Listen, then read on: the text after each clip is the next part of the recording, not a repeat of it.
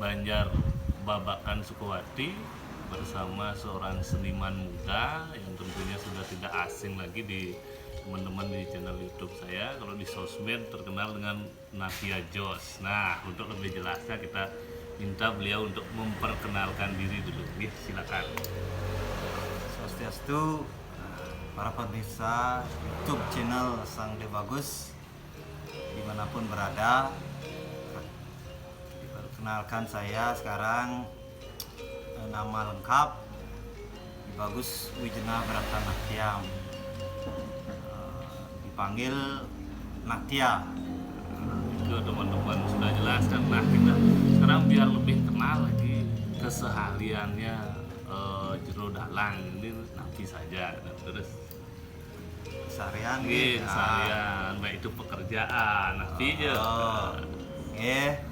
Pekerjaan sampai saat ini sudah dipercaya menjadi tenaga pengajar tetap di Prodi Seni Pedalangan Fakultas Seni Pertunjukan Isi Denpasar. Ini artinya pekerjaan yang tetap. Selain itu juga diisi kesehariannya sebagai seniman atau pelaku seni pertunjukan lah, baik yang memang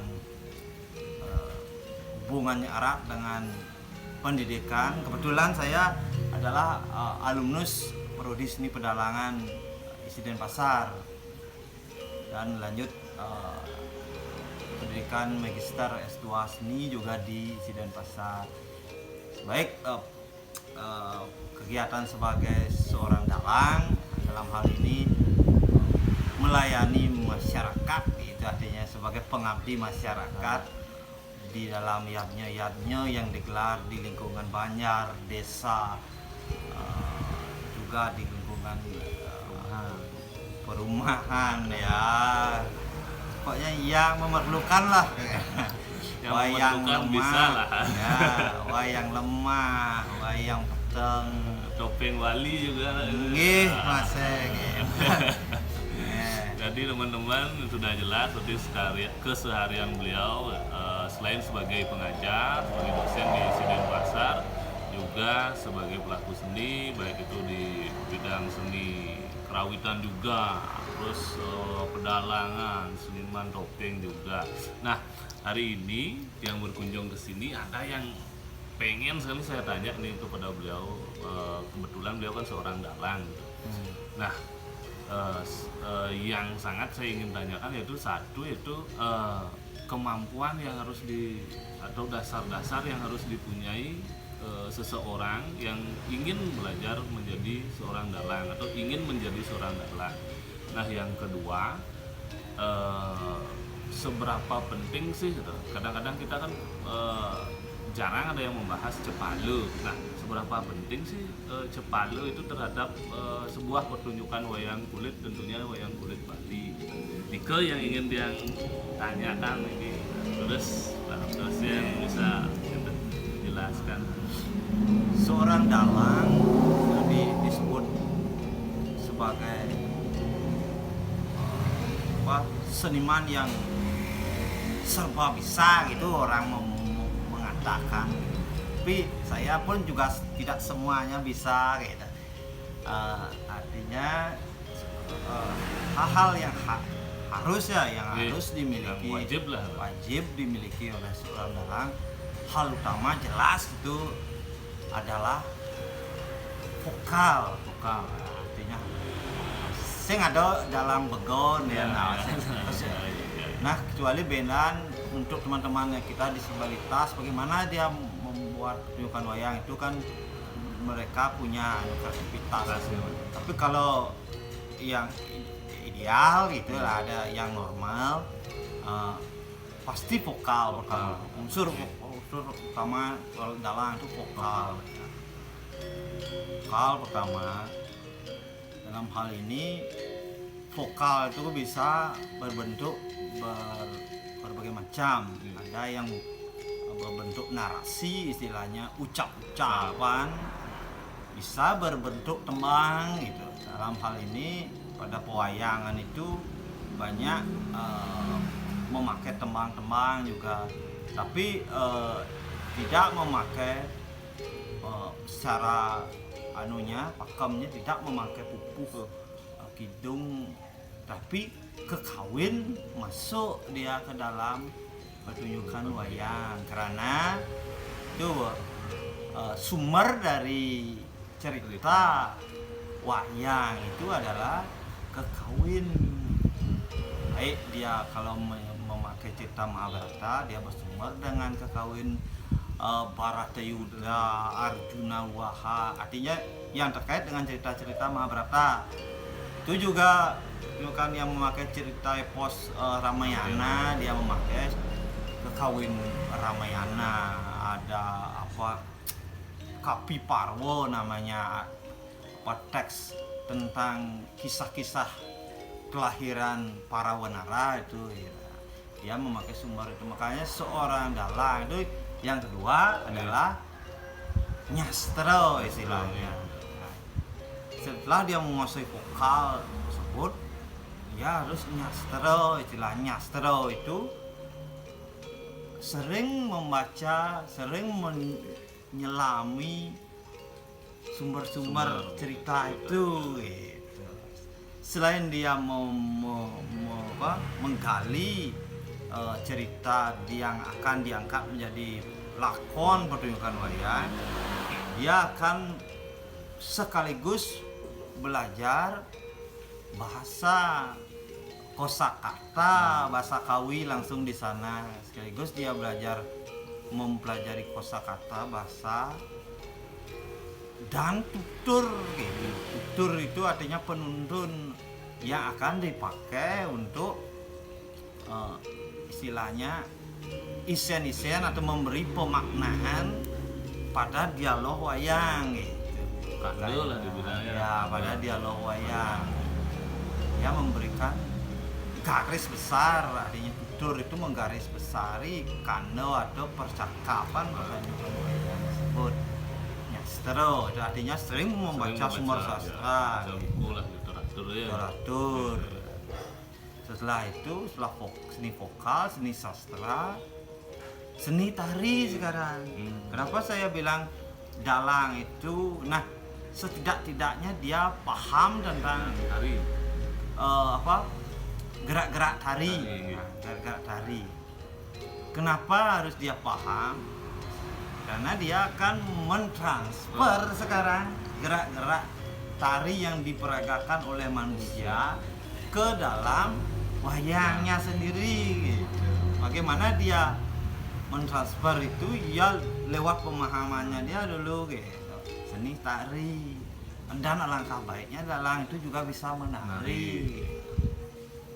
Ya, artinya biar bisa mengaplikasikan Tiga. dari tari ke gerakan wayang. Gerakan wayang dari dia 3 dimensi menjadi 2 dimensi wayang kulit. Dalam hal ini saya bicara tentang wayang kulit. Dalam wayang kulit lebih suka itu karena dari 3 dimensi ke dalam 2 dimensi kan ada hal-hal yang tidak dapat ditransfer. Bagaimana memberi rasa gerakan yang diperagakan oleh manusia ke dalam wayang. Lebih suka itu gitu. Soalnya kayak ngeledet 3 dimensi dengan ngeledet wayang kan saya mungkin wayang batun pantan dari ngeledet barang gitu ya. Nah, ketiga seni karawitan atau seni musik. Nah, dalam hal ini kaitannya erat sekali ini. Kenapa seperti itu? Karena antara dalang dan pengrawit atau juru gener, kalau dalam pertunjukan wayang tradisi Bali kan memakai instrumen gener wayang. Kalau pakem wayang tradisinya gener papat nih menjadi kesatuan, bahkan saling memberikan dukungan. Juru gener itu bisa dia memberikan tenaga kepada dalang itu sendiri. Di saat dalang itu misalnya keadaannya sakit atau tidak enak badan, tapi dia harus pentas. Di sana bisa peran juru gender itu memberikan tenaga tambahan untuk dalang. Begitu pentingnya seorang pengrawit itu dalam pertunjukan wayang. Dan dalang itu harus paham dengan putaran gending dalam gender itu sendiri gitu. Karena ada kode-kode atau simbol-simbol kode yang akan diberikan oleh dalang untuk pengrawit. Pergantian putaran lagu. Begitu juga seorang pengrawit atau juru gender, dia harus paham tentang alur cerita, adegan, ya. Makanya saling mendukung itu seni musik ini. Dan yang terakhir adalah seni rupa. Nah, di sini unsur seni rupanya apa? Jelas unsur visual wayang itu sendiri. Karena makanya dulu ini saya bicara dulu, dalang itu memang harus bisa membuat wayang dia. Karena dari dia bisa membuat wayang secara tidak langsung pada saat proses membuat wayang itu dia sudah bisa menyelami karakter wayang itu sendiri. Misalnya seperti wayang Anoman, seberapa besar kita buat matanya ya, biar kita bisa menyuarakan. Kalau terlalu besar mungkin tidak cocok untuk Anoman. Seberapa banyak giginya yang kita buat tajam untuk membuat itu karakter kera gitu, biar tidak seperti raksasa ya. Itu dari proses membuat wayang dia sudah menyelami karakter wayang itu sendiri. Makanya pada saat pentas wayang dia memakai wayang yang buatan sendiri, pasti saya katakan pasti hidup wayangnya, Pak. Maksudnya hidup dalam artian berkarakter ya. Sudah menyatu dia dengan wayang. Nah, karena sekarang semakin gampang ya, karena bisa beli wayang, karena mungkin waktu untuk belajar wayang, belajar membuat wayang itu sangat sukar mencari waktu sekarang. Ya, kita harus paham tentang kalau begini wayangnya, kalau matanya seperti saya bilang tadi, berapa kita buat suaranya. Kalau warna wayangnya segini, kayaknya bagaimana kerendahan vokalnya. Itu harus memahami karakter wayang. Seni rupa juga, ya, ornamen busana wayang itu juga. Makanya dalang itu harus paham itu. Kalau raja utama memakai gelungan apa, mahkota apa. Kalau raja bawahan memakai gelungan apa. Dan banyak lagi. Itulah unsur-unsur yang harus dipahami. Intinya itu dia teman-teman, sebagai dasar dulu yang memang harus dikuasai bagi teman-teman yang ingin belajar atau ingin menjadi dalang. Nah, kembali lagi ke pertanyaan kedua nih yang tadi saya tanyakan tentang Cepalu mungkin nih. Nah, seberapa sih besar pengaruh keledokan Cepalu itu terhadap sebuah pertunjukan wayang kulit? Apa sekedar hiasan tangan atau hiasan kaki yang sembarang dibunyikan, atau memang ada arti-artinya tertentu? Nah, Cepalu. Nah, perlu juga diketahui istilah Cepalu itu sebenarnya pinjaman dari istilah wayang Jawa. Di Bali itu tidak ada istilah Cepalu sebenarnya. Dia diistilahkan menurut bunyi yang dihasilkan. Bagaimana bunyi Cepalu itu kalau dipukul dalam pada saat dibilah kerupak gitu. Tak, itu udah disebut pengletakan gitu. Itu istilah Bali ya itu. Memang karena dengan adanya pendidikan formal di Indonesia, makanya dibuat istilah-istilah yang biar persepsinya sama dengan di Bali, di Jawa, di Jawa Bandung, dan di daerah Nusantara lainnya. Makanya dibuat alat untuk yang disebut pengletakan itu di Bali disebut Cepalu, yang artinya menggetarkan artinya. itu sebenarnya bahasa Sanskerta yang diserap ke dalam bahasa Jawa. Artinya menggetarkan. Artinya dalam artian menggetarkan atau menghidupkan sekarang. Kalau sudah bergetar, dia pasti hidup. Apapun seperti itu kalau sudah bergetar, makanya sering-sering ngecek gininya tubuhnya sekarang. Kalau sudah bergetar, udah ada jantung bergetar, ada itu. Itu menghidupkan sekarang suasana pertunjukan wayang itu sangat penting sekali, jangan diabaikan peran Cepalo ini dalam pertunjukan wayang. Bahkan ini di Sukawati perlu diinfokan permainan Cepalo dengan didukung oleh kotak wayang atau disebut keropak itu yang dulunya yang sebelumnya adalah keropak yang mati istilahnya, artinya dipaku aja, tidak bergerak, kotak biasa seperti dia dulunya seperti itu. Nah, di turun temurun dikisahkan oleh dalang di sini. Ada seorang dalang Keranyam namanya.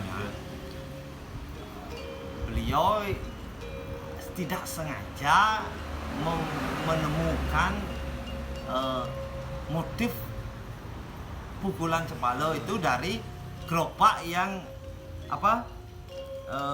lepas pakunya gitu, lepas pakunya mungkin terlalu sering dibawa kemana-mana kan, mungkin ada benturan, lepas pakunya satu, dia mainkan blak rak kok bagus seperti itu ya.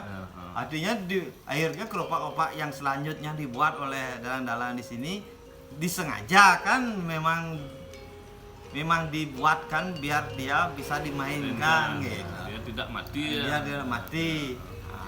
Makanya kalau letakkan yang mungkin yang dulu mungkin hanya satu jenis saja, tak.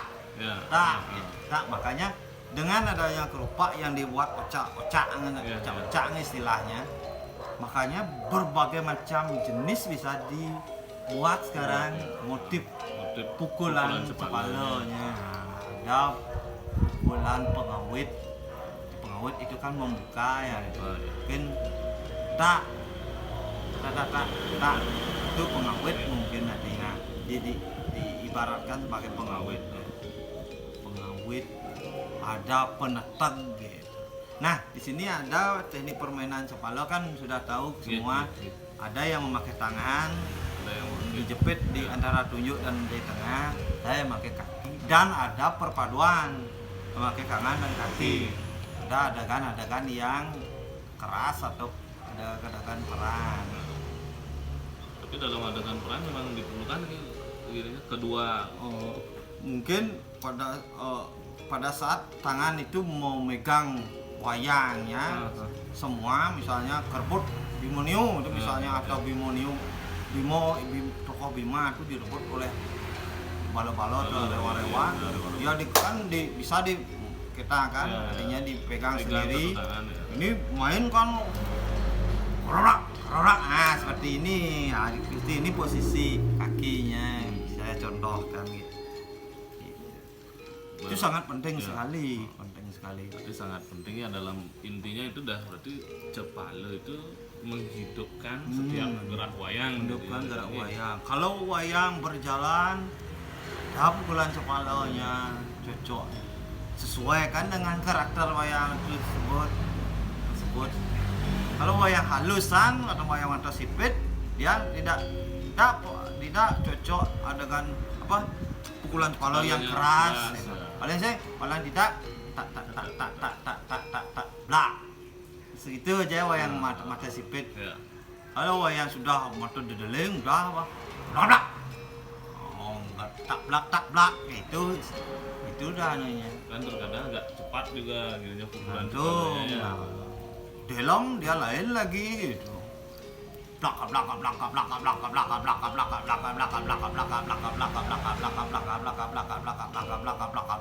itu udah artinya malpal ini gerakan malpal seperti penari yang sedang malpal itu kan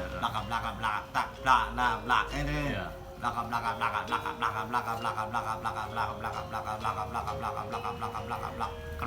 nah ini fungsi cepalo selain dia sebagai kodo sebagai mengganti putaran nada kan dia juga berperan menjadi instrumen cenceng atau kenang gitu karena dia langsung menjadi instrumen kenang itu sendiri dia biarpun kita tidak ada kenang di parum apa wayang parwo itu kan tidak memakai kenang ini sebagai cepalo menjadi kenang dia kaplak gitu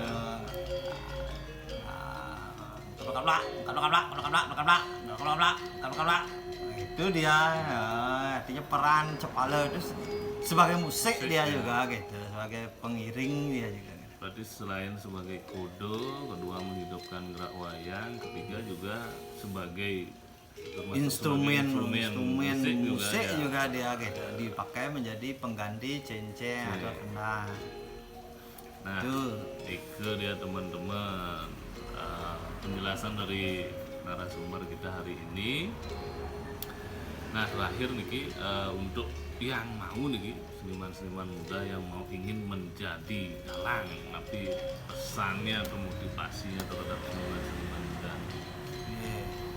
Motivasinya sekarang karena sudah mengglobal istilahnya kesenian itu sudah global itu mendunia ya artinya sekarang Anda sebagai generasi muda sebenarnya sangat digampangkan sekali untuk mau belajar tuh asalkan Anda mau serius saja serius tekun sekarang media pembelajaran itu sudah banyak baik di internet baik di medsos tapi tetap harus Anda mencari seorang guru yang bisa menuntun Anda pada saat Anda tidak mengerti atau tidak paham. Tapi sekarang sangat gampang belajar. Makanya apalagi menjadi dalang memang harus lebih kerja keras bagaimana. Tapi saya yakin kalau Anda sudah serius, tekun, pasti akan bisa. Itu kuncinya. Serius mempelajari, tekun, pasti akan bisa.